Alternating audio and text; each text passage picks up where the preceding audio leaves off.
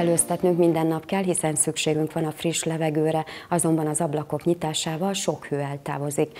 Bemutatunk szellőző rendszereket, amelyeknek célja többek között az optimális levegőminőség, valamint az ideális páratartalom megőrzése. Szellőző rendszer van bevezetve egy lakásban többek között abból a célból, hogy optimális legyen a páratartalom és hogy ne penészedjenek a falak.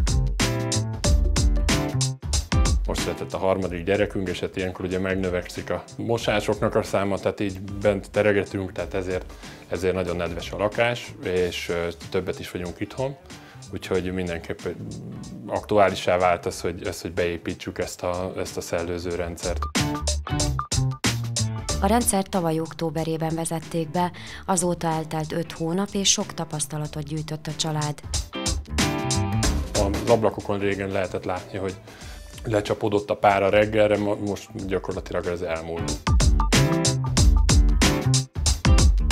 Nézzük, hogy a páraszabályozott szellőzési rendszert a lakás melyik részén és hova vezették be. Itt a nappali helyiségben vagyunk, ebbe a helyiségben friss levegőt kell beengednünk. A légelvezetés páratartalom érzékelés és mozgásérzékelés alapján történik. A fürdőszoba helyiségben, ahol időszakosan megnövekedik a páratartalom, ott időszakosan egy intenzív légcserét tudunk megvalósítani, és a WC helyiségben pedig mozgásérzékelés alapján történik egy intenzív légcsere. Szellőztetni minden nap szükséges, ha azonban kinyitjuk az ablakot, akkor sok hő eltávozik. Az ablaknyitás azért nem jelent megoldást, mert ha kinyitjuk az ablakainkat, akkor a megtermelt meleg levegő az el tud távozni az ablakon keresztül. Így rákényszerülünk ugye főleg téli esetben arra, hogy becsukjuk, zárva tartsuk ablakainkat, és automatikus megoldásra kell törekedni annak érdekében, hogy mindig megfelelő mértékű és minőségű levegő legyen a lakásainkban. A légcserét úgy lehet megvalósítani, ha a belső levegő minőségéhez igazítják az automatikusan működő szellőző rendszert. Minden esetben meg kell vizsgálni az adott épületet, és annak megfelelően kell kialakítani a légtechnikai megoldásokat. A legfontosabb szabály az, hogy mindig a levegő minőségét kell érzékelnünk egyedi megoldásokkal. Vagy páraszabályozott módon, vagy szén-dioxid érzékelésen alapulva kell megoldani a légtechnikát, és ezáltal a légcserét automatikussá kell tenni. A páraszabályozott szellőző rendszert nem csak új építésű lakásoknál lehet alkalmazni, hanem utólag is be lehet építeni az épületekbe. A szellőző rendszer bevezetésével nem távozik el sok energia, mint például az ablaknyitással, csak annyi, amennyi a működtetéséhez szükséges. A légcserét úgy lehet megoldani, hogy légbevezetést kell alkalmazni, és el kell szívnunk a szennyezett és a termelt szennyeződéseket a lakótérből. Attól lesz energiahatékony a szellőzés, hogyha mindig érzékeljük a belső szennyezettségi szintet, és csak és kizárólag olyan mértékben szellőztetünk, amekkora a belső igények alapján szükséges. Ezek azok a légbevezető elemek, amik alkalmasak arra, hogy a levegőt tudják pótolni a lakásokba. Olyan mértékű szellőzést valósít meg, amekkora a belső páratartalom. Tehát a szennyezettségi szintet figyeli, és ez alapján automatikusan a benne lévő zsalu által az intenzitását változtatja a levegő utánpótlásnak.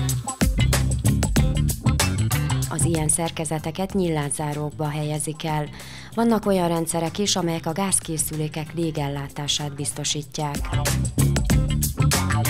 A légcsere fontosságának szükséges eleme a légbevezető elemek mellett a központi ventilátorok. A központi ventilátorok látják el a háznak a légcseréjét, igazából a teljesítménye szabályozottan működik. A légelvezető elemeket a kiszolgáló helyiségekben helyezik el, amelyek érzékelik a páratartalmat és a szennyezettségi szintet. A mozgásérzékelőt légcsatornán keresztül kapcsolják össze a központi ventilátorral. A rendszer feladata a légcsere megvalósítása. A rendszert padlástérbe vagy álmennyezetbe is bele lehet építeni. A páraszabályozott rendszer mellett van hővisszanyerő szellőző rendszer is, mely utóbbinál az elszívott levegőt is hasznosítják. Alkalmaznak a rendszerhez légelvezetőt és légbefúvó elemeket. Mindenképpen szellőzés szükséges az épületekbe. Ha egy nagyon komoly Energetikai felújítást szeretnénk az épületünkön, egy nagyon alacsony energiaszintű épületet szeretnénk, akkor inkább az energiahatékony megoldások felé tolódik el ez a beruházás.